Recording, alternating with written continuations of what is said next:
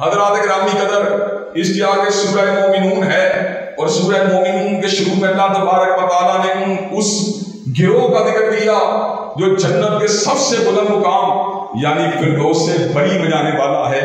حضرات گرامی قدر، پہلی بات تو یہ ہے کہ اللہ تبارک و تعالیٰ سے دعا مانگنی چاہیے اللہ ہم سب کو فردوس کا وارث بنا دے، اللہ تعالیٰ کے لیے کچھ مشکل نہیں۔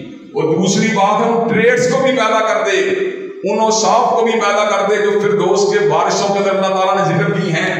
اللہ تبارک و تعالیٰ فرماتے ہیں قد افلح المؤمنون الذین هم فی صلاتهم خاشعون، وہ مومن کامیاب ہوئے جو اپنی نمازوں میں خشوع اور خضوع کو اختیار کرنے والے ہیں، والذین هم عن اللغو معرضون، جو لغویات سے اجتناب کرنے والے ہیں۔ لغو کا مطلب پتہ کیا ہے؟ ایسے کام سے بچ جاؤ نہ دنیا کا فائدہ نہ آخرت کا فائدہ۔ جناب تاش میں بیٹھے ہوئے ہیں، کیرم بورڈ پہ بیٹھے ہوئے ہیں، لوڈو پہ بیٹھے ہوئے ہیں، جناب ویکنڈ کے دن اللہ تبارک و تعالیٰ کی نافرمانی کے تمام لوازمات کو جمع کیا جا رہا ہے، گندی فلمیں، گندے پروگرام دیکھے جا رہے ہیں، غیر عورتوں کو ڈسکس کیا جا رہا ہے۔ یہ کیا طریقہ کار ہے؟ والذین هم عن اللغو معرضون والذین هم للزکاۃ فاعلون، وہ جو زکوٰۃ کو ادا کرنے والے ہوتے ہیں، والذین هم لفروجهم حافظون، اور وہ لوگ جو اپنی پاک دامنی کا تحفظ کرنے والے ہوتے ہیں، الا علی ازواجہم او ما ملکت ایمانہم، سوائے اپنی بیویوں اور لونڈیوں کے ساتھ اپنی خواہش کو پورا کرنے والے ہوتے ہیں۔ کافی عرصے پہلے کی بات ہے، ٹی وی کے اوپر ایک پروگرام ہوا، چلتے چلاتے کہیں لونڈی کا بھی ذکر آ گیا، تو میں نے کہا لونڈی جو ہے اس کو استعمال، اس کا اسلام کے اندر جواز موجود ہے۔ تو جتنے یہاں پہ لبرل این جی اوز والے تھے انہوں نے پراپوگنڈا کرنا شروع کر دیا کہ گھریلو خادمہ کے ساتھ تعلق کی حمایت کی ہے۔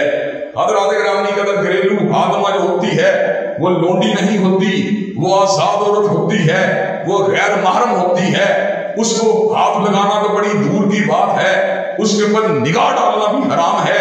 لونڈی کون سی عورت ہوتی ہے؟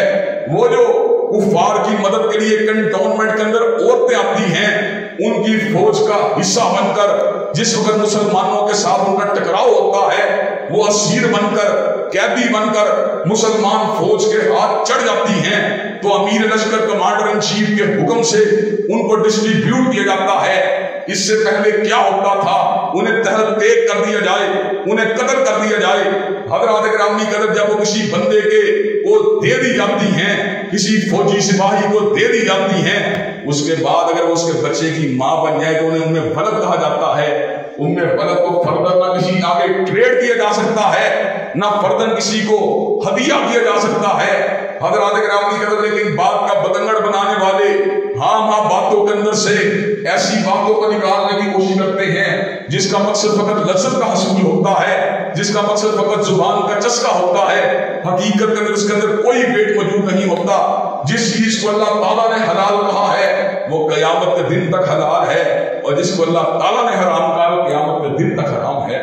حضرات گرامی کا صورت اللہ تعالیٰ نے اس بات کا بھی ذکر کیا، اور جو فردوس کے وارث ہوتے ہیں وہ اپنی ایمانتوں اور وعدوں کی پاسداری کرنے والے ہوتے ہیں، اور پھر دوبارہ ذکر کیا وہ نمازوں کی حفاظت کرنے والے ہوتے ہیں۔ اولئک هم الوارثون الذین یرثون الفردوس هم فیہا خالدون۔ اللہ تبارک و تعالیٰ فرماتے ہیں یہ وہ لوگ ہیں جن کو اللہ تعالیٰ نے فردوس بری کا وارث بنا دیا ہے، اور ہمیشہ اسی فردوس کے اندر رہیں گے۔ حضرات گرامی کا دنیا میں انسان کو جب گھر ملتا ہے نا، تو اس کے بعد جب مر جاتا ہے نئی پھٹی لگا دی جاتی ہے، اور جب گھر ملتا ہے انسان کو تو اس کے بعد انسان کی خواہش ہوتی ہے کہ کنال کی بجائے 2 کنال کے گھر میں چلا جائے، 2 کنال کا گھر مل جائے 4 کنال کے گھر میں چلا جائے، 4 کنال کا گھر مل جائے 8 کنال کے گھر میں چلا جائے۔ قیامت کا گھر پتہ کیسا ہوگا؟ جنت کا گھر کیسا ہوگا؟ کانت لہم جنات الفردوس نزلا خالدین فیہا لا یبغون عنہا حولا۔ پہلی بات تو یہ ہے وہاں سے پھٹی اتار کے کسی دوسرے کی نہیں لگائی جائے گی۔ دوسری بات یہ ہے کہ انسان کا دل کبھی نہیں چاہے گا اس گھر کو چھوڑ کے کسی اور گھر میں جائے۔ حضرات گرامی اگر حقیقت کیا ہے، دنیا دار الفنا ہے اور آخرت دار القرار ہے۔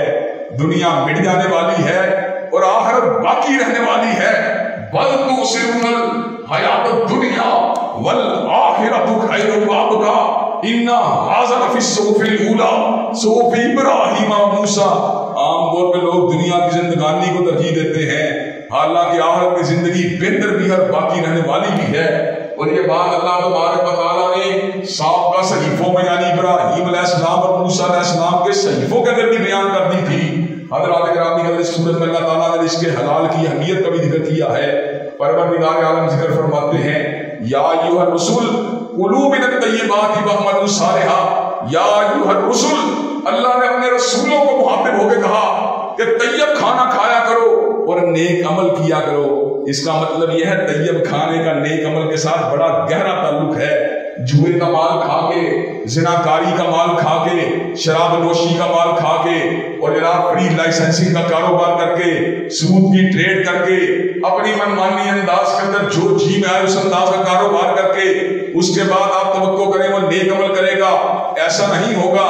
جو پیٹ میں جاتا ہے وہی آثار جوارے کے اوپر ظاہر ہوتا ہے۔ حضرات گرامی اگر ہم یہ بات چاہتے ہیں کہ ہمارے اعمال میں متانت ہو، ہمارے اعمال میں للہیت ہو، ہمارے اعمال میں تزکیہ اور طہارت ہو، تو ہم سب کو اپنے رزق کی اصلاح کرنی چاہیے، مگر نہ اس حدیث کو یاد رکھنا چاہیے۔ ایک آدمی ہے، پرا گندہ بال ہے، پریشان حال ہے، رب رب کہہ کے اللہ کو پکار رہا ہے، لیکن حضرت رسول اللہ فرماتے ہیں اللہ تعالیٰ اس کی دعا کو قبول نہیں کرے گا، اس لیے کہ اس کا کھانا پینا حرام ہے۔ حضرات گرامی جب تک ہمارے کھانے پینے کی اصلاح نہیں ہوگی، ہماری دعائیں قبولیت کے مدارج پہ نہیں چڑھ سکتی۔ حضرات گرامی کا سورت میں اللہ تعالیٰ نے اس بات کا بھی ذکر کیا وَإِنَّكَ لَتَدْعُوهُمْ إِلَىٰ صِرَاطٍ مُسْتَقِيمٍ۔ حضرت رسول اللہ صلی اللہ علیہ وسلم نے جب بھی دعوت دی ہے صراط مستقیم کی دعوت دی ہے، اور آپ نے جب بھی بلایا ہے سیدھے راستے کی طرف بلایا ہے۔ اگر کوئی بندہ عروج کے راستے کی طرف، بلند بختی کے راستے کی طرف، جنت کی شاہ کی طرف، نورانیت کی شاہ کی طرف چلنا چاہتا ہے تو اس کو حضرت رسول اللہ کی اتباع کے راستے کو اختیار کرنا چاہیے۔ اور آخری مضمون جو سورت میں بیان کیا گیا وہ یہ ہے کہ انسان یہ گمان کرتا ہے شاید اللہ تعالیٰ نے اس کو ویسے ہی پیدا کر دیا ہے، ایسی بات نہیں ہے۔ اللہ تعالیٰ نے انسانوں کو ویسے پیدا نہیں کیا، اس کو اپنے پروردگار عالم میں پلٹنا ہوگا۔ اللہ تعالیٰ ایک اور مقام پر ارشاد فرماتے ہیں وَمَا خَلَقْنَا السَّمَاءَ وَالْأَرْضَ وَمَا بَيْنَهُمَا لَاعِبِينَ۔ ہم نے آسمان و زمین اور ان کے مابین جو کچھ بھی بنایا ہے کھیل تماشے کے لیے نہیں بنایا۔ لَوْ أَرَدْنَا أَن نَّتَّخِذَ لَهْوًا لَّاتَّخَذْنَاهُ مِن لَّدُنَّا إِن كُنَّا فَاعِلِينَ۔ اگر ہم نے کھیل ہی کھیلنا ہوتا ہم کسی اور طریقے سے یہ کھیل کھیل سکتے تھے۔